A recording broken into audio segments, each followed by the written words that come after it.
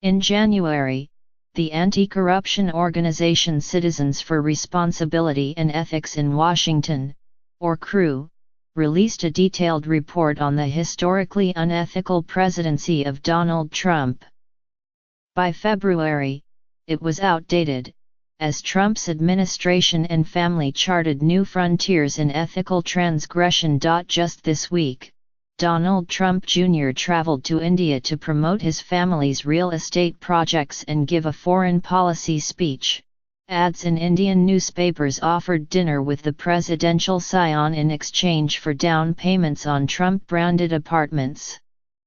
President Trump's son-in-law, Jared Kushner, is reportedly demanding that he maintain his access to top-secret information despite his inability, after 13 months of serving in the White House, to pass an FBI background check. David Shulkin, the Secretary of Veterans Affairs, remained defiant after revelations that his chief of staff altered a document to justify a government-funded trip to Europe for Shulkin's wife, vowing to purge subversion at his agency.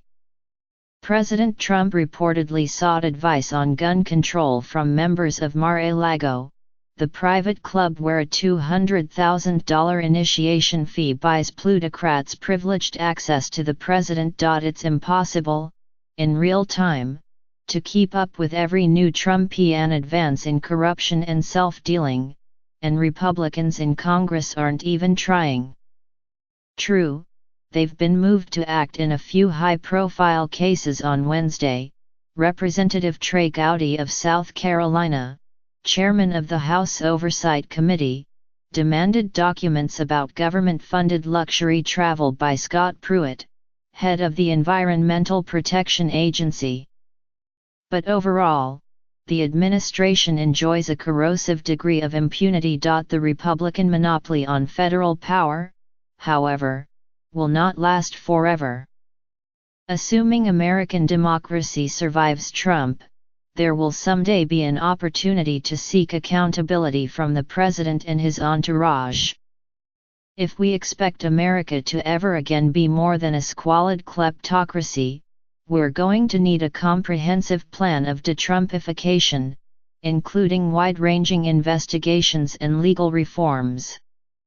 It's not too early to start thinking about what that might look like. After all, if Democrats take back the House in November, they'll be able to subpoena Trump's tax returns and start hearings on his manifold conflicts of interest.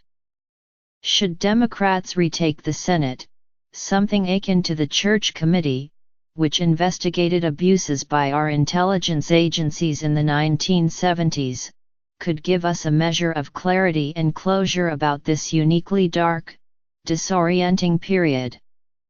Eventually, laws can be adopted to help us avoid repeating it. Some preliminary work on de-Trumpification has already begun.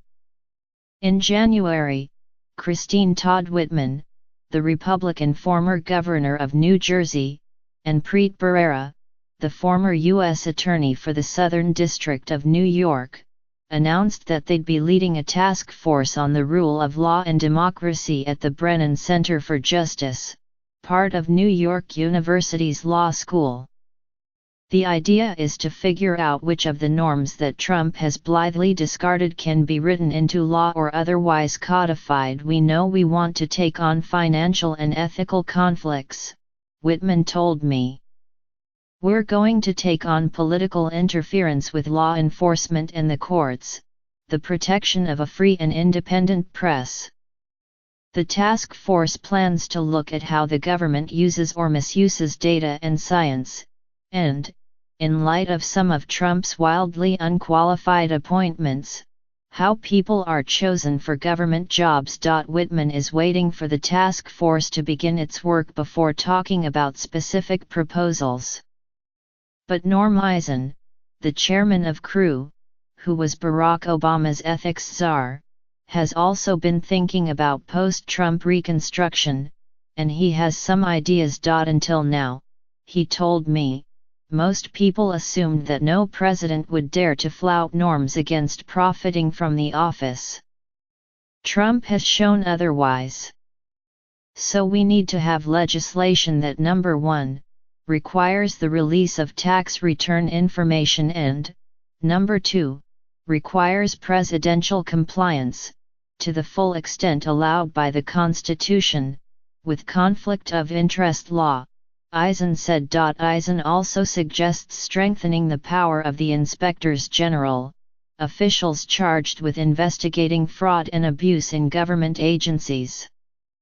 He argues that the Office of Government Ethics, which until now has relied largely on administration officials' capacity for shame, be given legal teeth, including subpoena power. And he thinks we need statutes laying out what it means to comply with the Constitution's Emoluments Clause, which prohibits government officials from accepting payments or gifts from foreign governments, and which no president has ever ignored the way Trump has.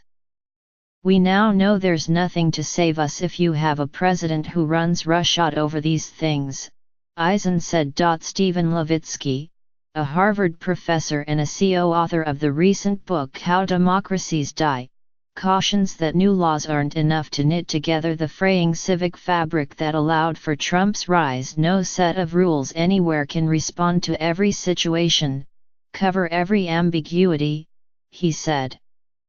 Even the most exacting regulations can't compensate for bad faith and a total war approach to politics. Our political parties are so intensely polarized, and this polarization is being driven by Republican Party extremism, that they are willing to basically employ any means necessary to win, Levitsky said.